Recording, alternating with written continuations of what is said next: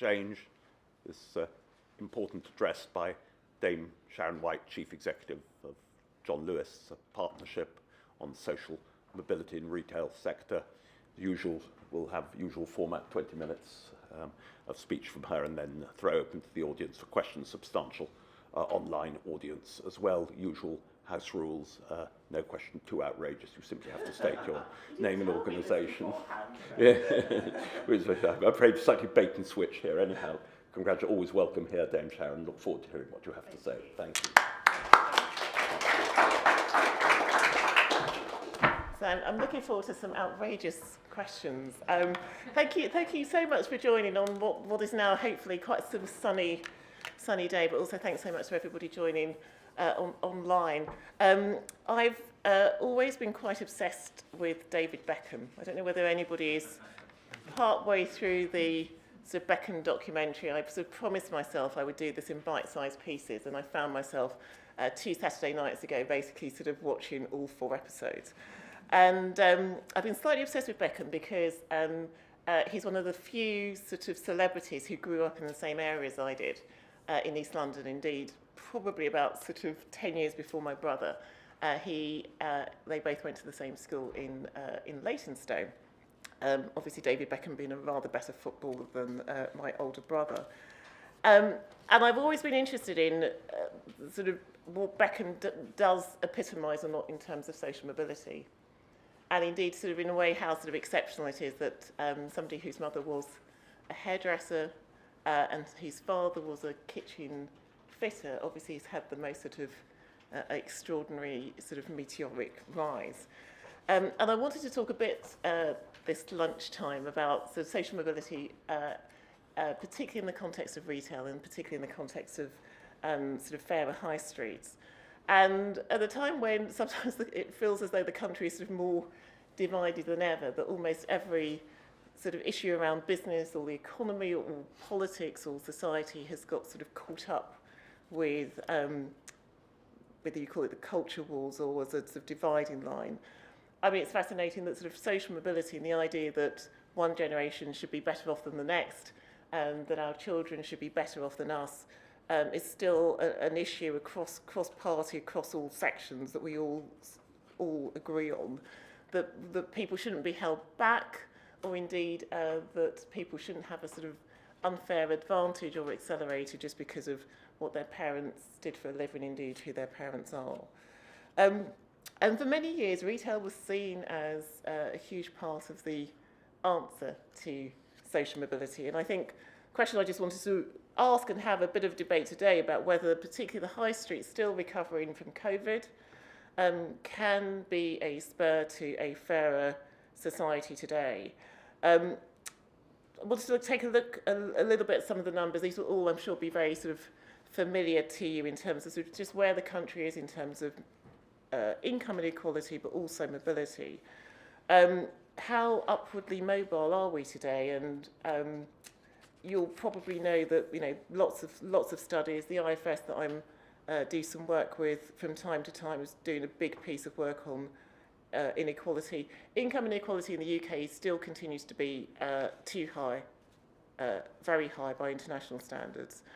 Largely, interestingly, it's not because of the gap between the richest and the poorest, it's because we tend to have a bigger gap between those on the highest incomes and those on middle incomes as compared to other countries. Interestingly, inequality has actually been pretty stable in the UK for a number of decades, actually since the 1980s.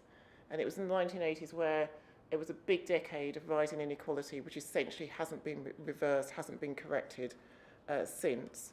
And then if you look at social mobility as opposed to sort of income inequality, what we find is that the UK basically has become a less upwardly mobile society really since the sort of late 1950s.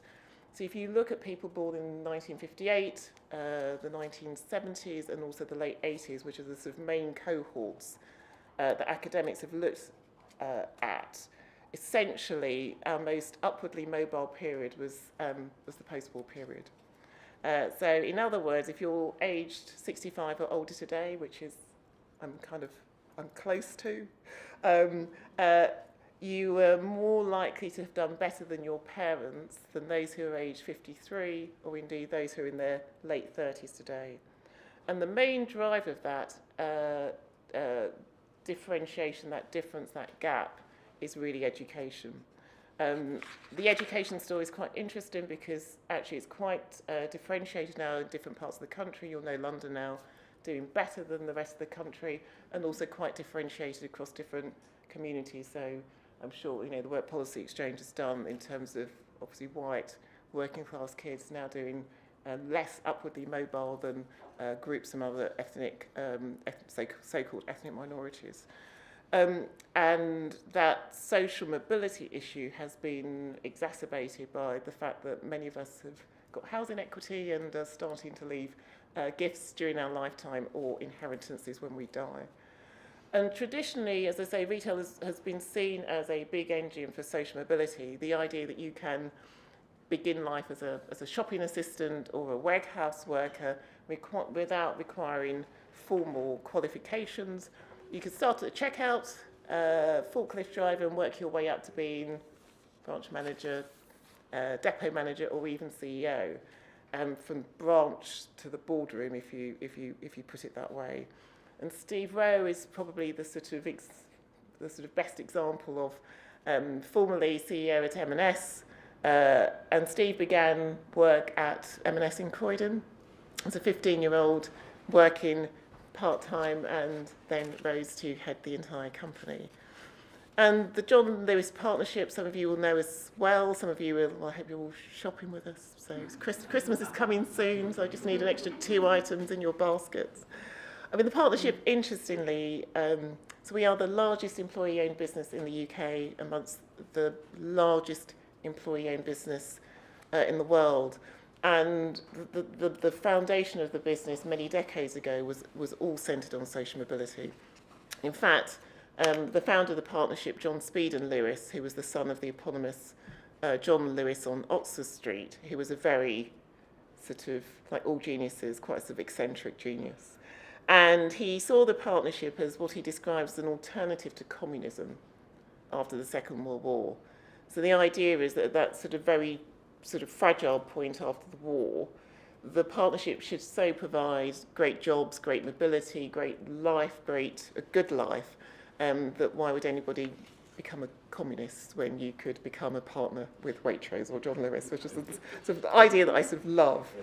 And the aspiration was that you could join the business at 16, and then you'd rise up through and stay not just till 65. I mean, I have 80-year-olds in the business who are sort of working flexi retirement, who've been in the business for sort of 60 years. We're also a democracy, so the opportunity also to take elected office, and there are 1,000 partners out of 74,000 who are Democrats in the business, some of whom sit on the council and have got a very important role in terms of holding the chair and holding the senior leadership to account.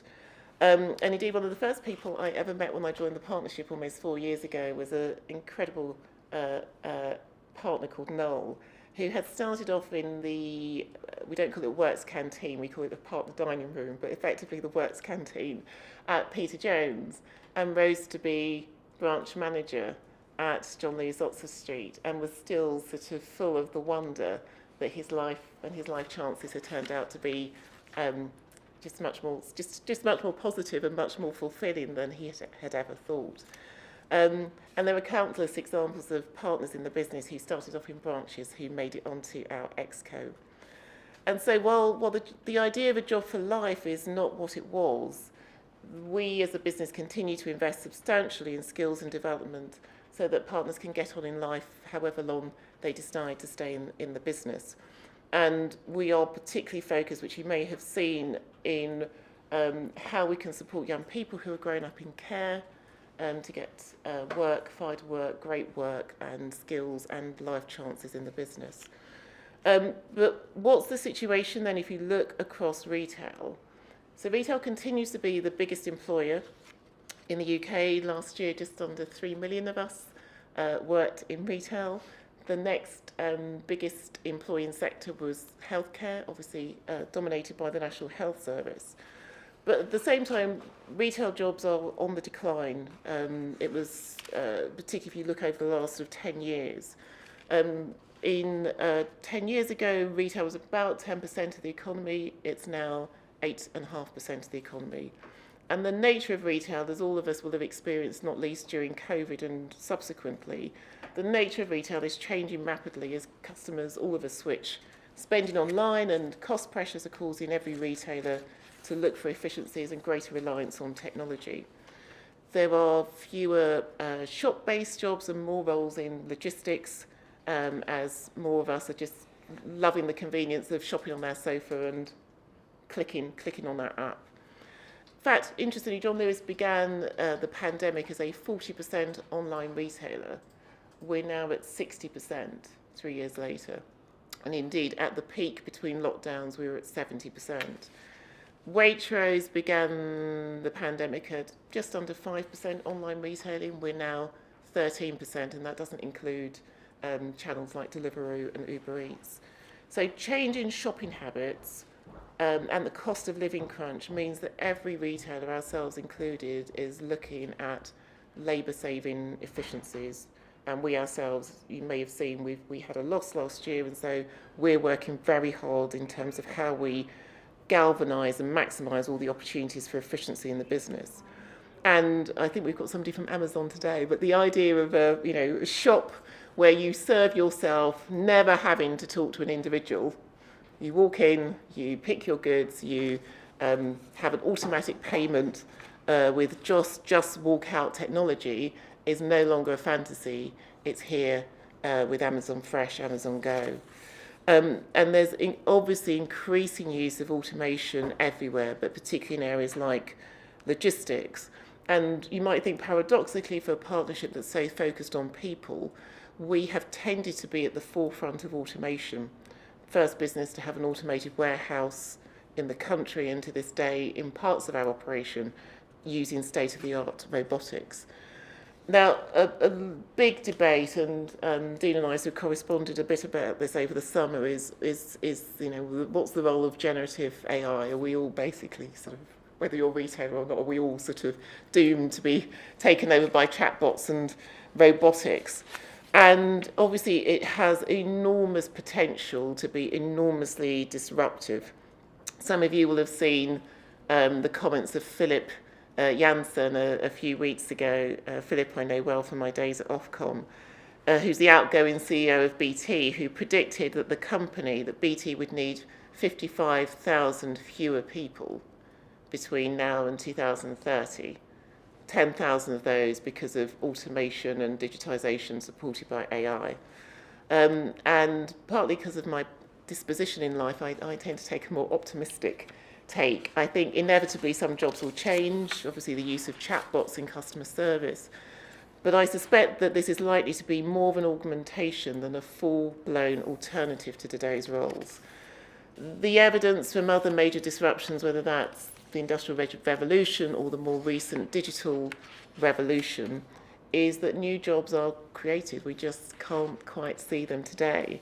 Going back to Mr. David Beckham, I'm not sure anybody would have conceived of a Netflix with 250 million subscribers across the world on the day that Tim Berners-Lee invented the World Wide Web.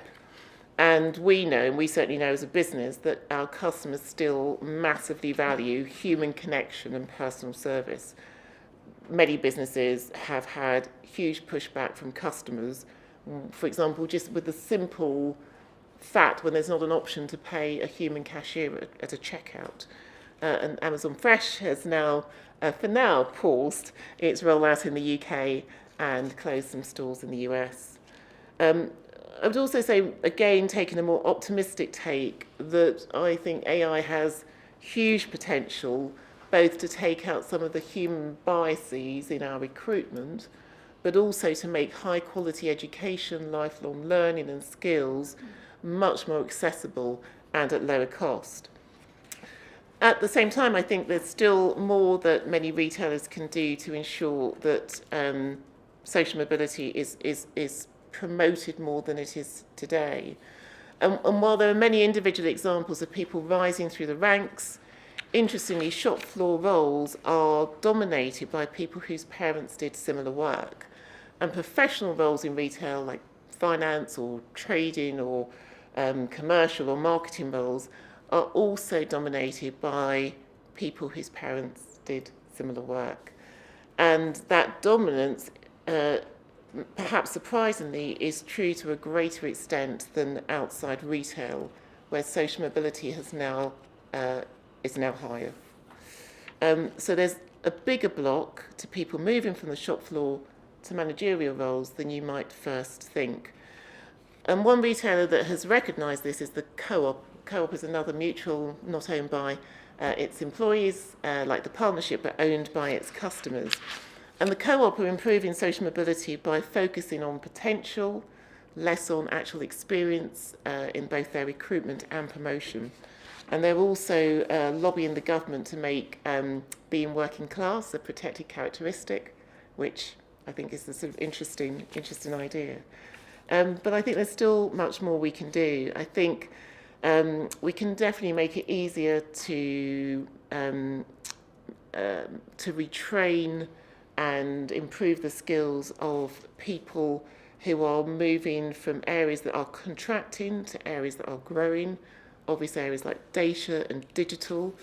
And interestingly, the partnership, we've set up our own apprenticeship programme for data science, which 420 partners have completed so far, including 92 people who work in our shops. And on a bigger scale, perhaps more retailers should be following in Lord Harris's extraordinary example now of many years ago, obviously former head of Harris Carpets, establishing a highly successful network of academy schools, amazing success in being competitive with grammar schools, now with close to 60 schools in London and the South East. The Co-op too has opened academies, predominantly in the north of England, where social mobility is at its weakest. And while the partnership, we don't directly run schools, and perhaps we do, we do outreach to schools and universities, mostly through our sort of local sort of community connections.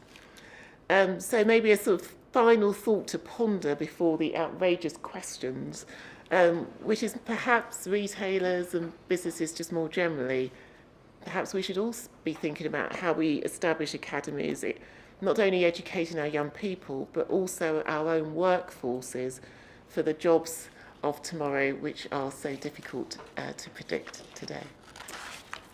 Thank you. Where do you want to go?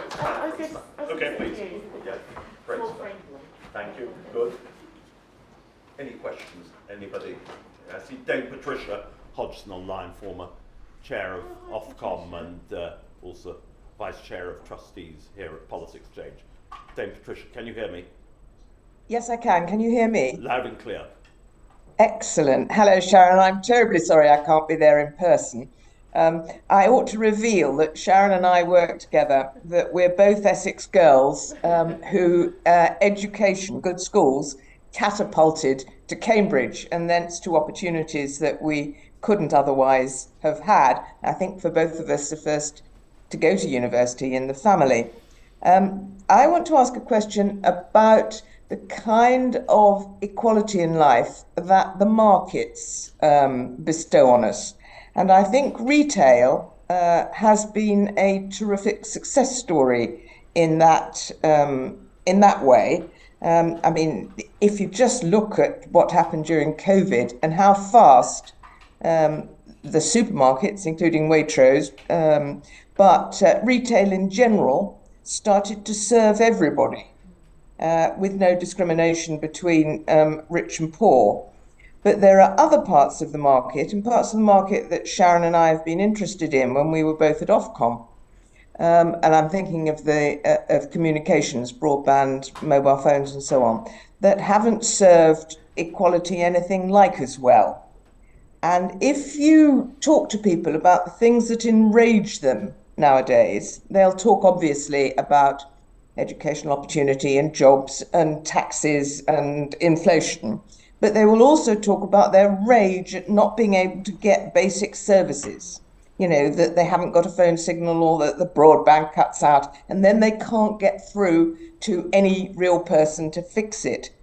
And given that we both spent a few years in regulation, and we know that one of the problems there is the great cost of infrastructure, I wonder if you have any thoughts about that part of the free market economy and why it's not serving us as well as it perhaps might in the equality stakes. Patricia, can I just say how fantastic it is to have you on the line? And I should also declare, I mean, Patricia was by far one of the best people I have ever worked with, and I think, interestingly, our backgrounds gave us and Patricia a particular sensibility about underserved groups, which I think has come out beautifully in your question. I think, as you say, what's interesting about retail, particularly grocery retail in the UK, is more competitive than in any international market. I think what it means then is, as you say, that you've got, you know, everybody is served, but what it does mean is that you've got now, particularly in grocery, such significant cost pressures that the service is becoming increasingly less personal, because it's, I mean, you can see that with self-checkouts, you can see that with, you know, almost every supermarket bar Waitrose has essentially ripped out the sort of the counters where you could, you know, have a chat and, you know, buy your slice of meat or chunk of fish. I think the question about parts of the market which essentially the services are essential services, but they are through a market mechanism. And as you say, broadband, I mean, even the internet, which is dependent on sort of digital connectivity and digital devices, where you essentially got services which used to be luxury products perhaps 10, 15 years ago, which have become essential goods, and where the market only gets to a reach of maybe 85, 90, 95%. And I think that's where the role of, I would say, balanced and sensitive regulation, I think, is hugely important. Quite difficult to do, because you're balancing retaining an investment incentive. As Patricia says, these, you know, infrastructures, huge bills, but you're also balancing it with the fact that effectively these services need to be universal. And I would rather a sensitive regulator than I would a government department, to be frank, working those issues through in an expert way. Yes. If you just wait till we get the microphone, name and organisation, please. Hello, Sharon. Alison Scowen from the Co-op. Thank you for the kind words about the work we're doing. It's great to see other retailers stepping up and engaging on this agenda. One of the things that we've been doing is really trying to dig into the organisation and look at the data. You know, trying to get our colleagues to share the socioeconomic background with us. I think data is key, and the Social Mobility Commission has been really keen that employers should be asking that question. I think we're currently at 57%. We have a target to get up to 80%, and we need that data in order to design the interventions that will really open up opportunities within our business. Just wondered what your thoughts were, and if John Lewis is undertaking that kind of activity, because, you know, we've made great progress in terms of some of the other characteristics, gender, ethnicity, disability, but it almost feels like class is the last taboo, which is why we're doing the work on campaigning for socioeconomic background as a protected characteristic, but maybe we'll take that offline. But yeah, just be interested to hear your views about data and what we can do to encourage people to share that. Yeah, I think the work that you're doing is stunning, and I agree with you strongly. And actually, even when we were at Ofcom, Patricia and I think for reasons that I've never quite understood, maybe it's a British sensibility that class isn't spoken about in a way in which now gender and ethnicity and lots of other sort of all the other protected characteristics are. I think this is hugely important. I think that the paradox with the partnership is because the whole sort of ethos of the business has been around skills and development and progression, we tend to measure less than I think other businesses. So we are running very, very hard to get stronger measures on all dimensions, including class. I think you are, I suspect, 2 or 3 years ahead of where the partnership is, and I would love to have a conversation actually about how you've encouraged your colleagues actually to come forward with the data. So I think about what we've done on ethnicity over the last 2 to 3 years. We've definitely broken down some of the barriers around, understandably, people are quite suspicious about privacy. What is the information going to be used as a bar to promotion? How accessible is the data? And I think what you've done is that you've linked measurement to actual support, and I think that's the only way to do it. But we are several steps, I feel, behind you. I see some other hands were up as well. Yes, quite a lot of them. Lady over there on the far side. Name and organisation, please. Hi, my name is Laura. I cover retail at City AM. I was just wondering what you thought could be done to kind of save physical retail shops and jobs, especially kind of as you're talking about we're moving into kind of a more world that's centred around technology. I mean, some of you will have seen me talk about this. I think the issue of the physical high street has to be looked at in a very holistic way. Mm-hmm. So you'll hear some retailers talk about the fact that the business rate regime, which in my old life I used to be responsible for, is sort of outdated for obviously today's valuations, or others will talk about sort of tourist tax and so on in the West End. My own view is that, and I've called for a sort of Royal Commission, because I think you have to look at all the factors that make high streets and local communities vibrant, and of course retail is always going to be part of that, but we know decreasingly that physical retail, because look at how, I mean, if I was going to sort of, you know, have an anonymous survey of all of the shopping habits of everybody in the room or online today, my guess is that the last time, has anybody been in a physical shop in the last week? Okay, it's not bad. Policy exchange maybe is slightly unusual. But I think we have to look at the balance of taxation. I think we have to look at how we're supporting public transport. I think we have to look at ULEZ. I mean, tiny things like whether there are car parks and parking charges make enormous impact on how vibrant high streets are. And ideally, this needs to be cross-party, because you know, the regeneration of a high street is not a 5-year parliamentary cycle. So you won't hear from me X, Y, and Z needs to be done to save retail. I take a much more sort of a much broader view, which is that our communities and our local communities, within which physical retail is an enormously important part, needs to survive and find a way of transitioning through COVID. And to do so, we've got to look at, as I say, everything from tax to transport. Thank you. So someone else was on this side looking to catch. Gentleman there, please. Yep. Ian Mansfield, Policy Exchange.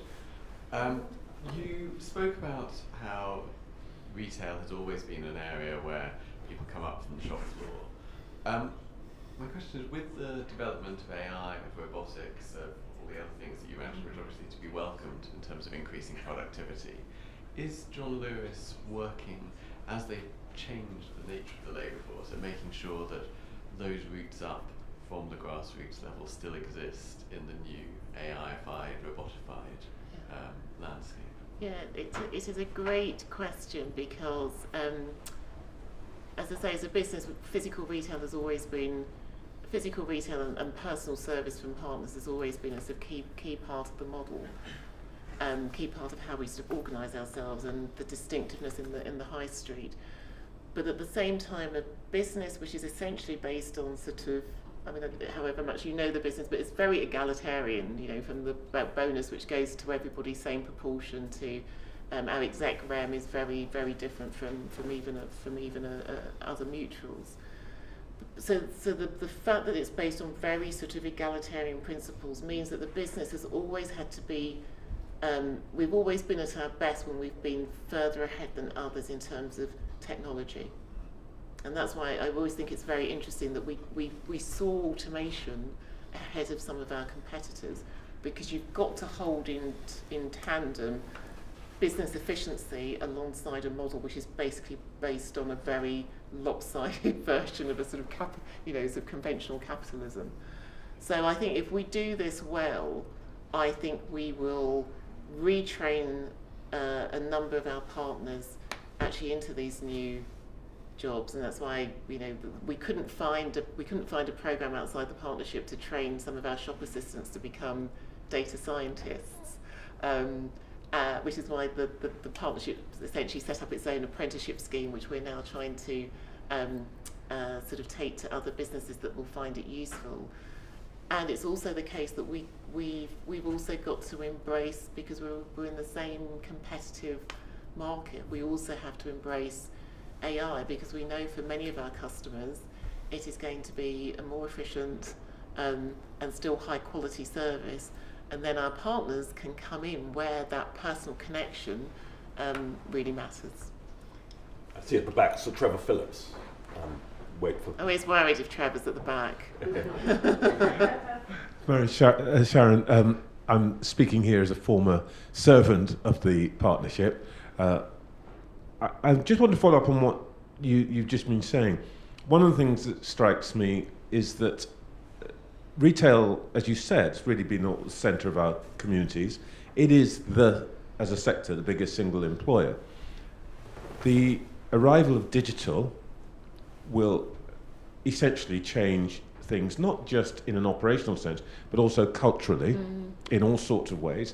And you've been through the experience of the way that the digital universe has changed the media landscape, both the behaviour of customers and therefore the behaviour of producers and broadcasters and also the people who do provide the wires and all of that. It's completely changed. And I wondered if you had anything that you wanted to say about the asymmetrical impact of AI.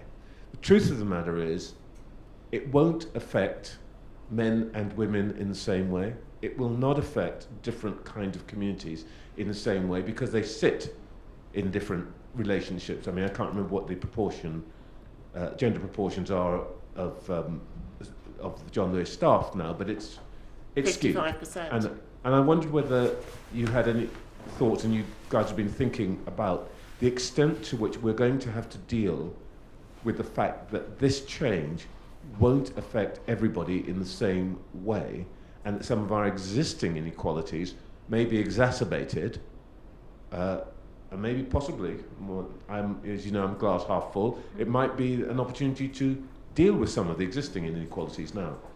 I think it's a great point, and I think so much of the debate at the moment has been so sort of apocalyptic that we haven't sort of looked to the layers of, as I say, I take a very nuanced view, because I do genuinely believe that there'll be new opportunities and new jobs and new demands, just as with the way in which the digital revolution has affected traditional and new media. I think your point on inequality, and I think you're one of the few that's really starting to talk about this profoundly, I think is really interesting. So we will not be untypical in being 55-60% female, and obviously very skewed to less well paid, if you call less professional jobs. In retail, as we understand today, the biggest likely substitution is going to be call handling and contact centres. Of course, almost all of us have already got some use of AI, but that will only expand, accelerate significantly.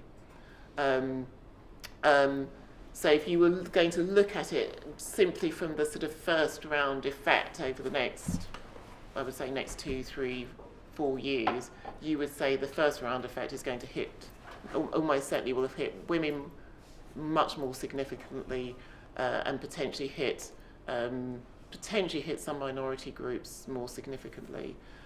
At the same time, I'm also in conversations with lawyers and doctors who are looking more frightened than anybody at the way in which, AI has got the potential hugely significantly to disrupt professional, secure, well-paid, highly up to today, highly skilled work. Now, does it mean we're no longer going to need lawyers and doctors? No, but does it mean that as we know, all the kind of classic accumulation of information, first assessments, that's all gone. So I think the equality issue has got to be thought of, yes, in the kind of big employing sectors like retail. How do we then think about lifelong learning and the reskilling? But actually, it's everywhere, and it's in sectors that have been much more dominated by communities that have been more privileged, if you use that word, or more advantaged in the past. Air Marshal Stringer at the back, Senior Fellow, Policy Exchange. Thank you very much, yes. And before 39 years in the Air Force, Saturday, sixth form job in Truins of Watford. Thank you. So, which is no longer, so please forgive me. The town's gone downhill ever since. Do you think state institutions are doing enough to aid social mobility? I guess the straight answer is, it's almost self-evidently not, if you look at the fact that social mobility has not budged in this country since the late 1950s. And that's obviously a combination. So the power of education, probably from preschool through, to break through some of the inherent advantages. I speak personally. I went to state schools and did, through luck, serendipity, did very well. My kids are now in a very different position, even to the one I grew up in. I also think there are some very, probably not, perhaps controversial, but I think there are some really difficult issues from the way in which the housing market also operates in this country, which means 30, 40 years ago, it wasn't the case that if my parents owned a house in the UK, and particularly in London and the South East, I'd basically won the lottery in life. Today, if my parents own a house, I've won a lottery. And that's the complexity of how we break into how wealth is distributed, as well as how education operates in the UK, I think, are two sort of profoundly important issues. My parents, I don't know, like Trez, my parents having come from Jamaica, you couldn't rent as a black person in the 1960s, particularly when they had my brother and had a child. And so they bought and happened to buy in East London. And that will basically mean that their children and their grandchildren have got a profoundly different life, whether my kids never work again. Because of, and that's so I think that I think is, and it's a difficult debate about inheritance taxes and so on, which are seen as the least fair tax by the public, but it's, I think the failure of the housing market is something that the not just the state, but I think we as a public and citizenry need to really take a view on. Anybody else who has it? Yes, gentleman there, please name an organisation. Hi Sharon, my name's James Tully. I work here at Policy Exchange too. I wanted to ask a question that sort of follows directly on from that last one from Ed. And I wanted to ask about business ownership models and social mobility. We know that co-ops and mutuals, for example, are very good at investing in their employees, and also more widely, businesses that have employee ownership schemes can help employees share in the success of their businesses.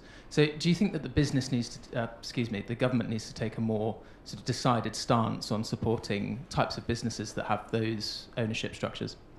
I do. I probably from having spent too long in government, I always think there's a sort of, you have to start from a position of where you do and don't want the government to intervene, and I tend to have quite a high bar outside the housing market. So I think the question for government intervention is why is it that the state needs to step in to support businesses to operate in a different way? And I think there are there's a very particular area at the moment, which actually the co-op, it's very interesting how you and the Nationwide have sort of broken into this, and which we obviously we as a partnership had a lot of debate on early this year, which is around financing models for mutuals. How within, for example, we are captured under a trust settlement, the partnership. How can the government potentially make it easier for employee-owned businesses, particularly when you get to a scale, to be able to access external capital in a way that doesn't undermine the partnership model, I think, or the mutual model, I think, is really interesting. I mean, co-op brought in, I mean, it was very difficult days, but obviously brought in private equity on the financial side. The Nationwide have got a very, very interesting, very clever, very creative financing instrument, which allowed them within a very sort of ring-fenced part of their business to bring in external capital to grow. And as I say, we've been sort of sort of debating how we grow, but how do we do that in a way that doesn't fundamentally break the model. Anyone else? Do I see anyone else? Name an organisation, please. Thank you. Dave Spencer, also from Policy Exchange. Thinking about sort of social mobility and its sort of broader context and the role of healthy and thriving businesses on the high street. We know that property crime, and you've talked about it quite a bit this year, is highly regressive. So whether that's about businesses located in poorer communities, whether that's about different employees, so your shop workers are probably more likely to be affected by crime than your office workers in the partnership. So my question is, since you started raising this issue either earlier in this year or earlier in your tenure, have you seen any improvement from government or the police, or are things as bad as they ever were? Are they even getting worse? That is a great question. So if you were to ask me what is the issue which is top of mind beyond anything else at the moment, it's this. And it's particularly in the context, as you say, which is safety. So my biggest concern, again, the co-op has done great work, is the safety of shop workers, the safety of my partners. And obviously there's a financial issue, but it's the safety. So I sleep very well, but on the rare occasions where I wake at sort of 2 o'clock in the morning, this is the issue. I mean, what's been interesting, so I think all retailers are now singing from the same hymn sheet. We, Tesco, one or two other retailers have gone further. We're calling for legislation that has been in place in Scotland for the last year and a bit, which makes it a specific offence to attack or abuse a shop worker. I've written to the Home Secretary, I've written to the Justice Secretary, I've had actually a good, productive meeting with Chris Philp and a number of the forces. And I think what you're finding is that in the areas where you've got a very strong police leader who is then very connected with business, actually there is progress. I mean, Sussex is a good example, Nottinghamshire is another good example. It's not yet systematic. There was an announcement yesterday by government for something called Project Pegasus, which is something that the partnership and co-op and others are supporting, which essentially makes it easier to share data. So, CCTV data, for example, with the police. But if your question is, am I seeing a fundamental shift in the responsiveness to the police when there are shoplifting incidents, the answer as of today is no. There is more conversation. I think there is good intent, but there is not yet sufficient, profound, material impact on the ground. Can I just ask, following up, because we had 2 outstanding fringe meetings at the Conservative and Labour conferences with the relevant spokesmen, sponsored kindly by the co-op. So thank you from up here if you can see me around there. So much appreciated. If the police were here, and just from your perspective, in your dialogue with them, what are the barriers to entry to them upping their game, as it were, as you described? If they emptied the contents of their head onto the table, what would they say? I mean, the conversation they have is it's all around resourcing. So what I would say is that the biggest risk is that this is, in a sense, it's not about shoplifting, it's about, do the public believe that when crimes are committed, that we have a police force that is responding, whether that's my home that's broken into, whether that's my car, or whether that's the place where I shop. And I think this is as much, obviously we've just seen in the last week or so that the prisons are full, and there's early release of some people serving less shorter sentences, less serious crimes. I think there is a point for us about where we are putting our resourcing, and what look to be low-level victimless crimes, I think without more response will signal to the public and signal to business that we've got a profound break in the social contract.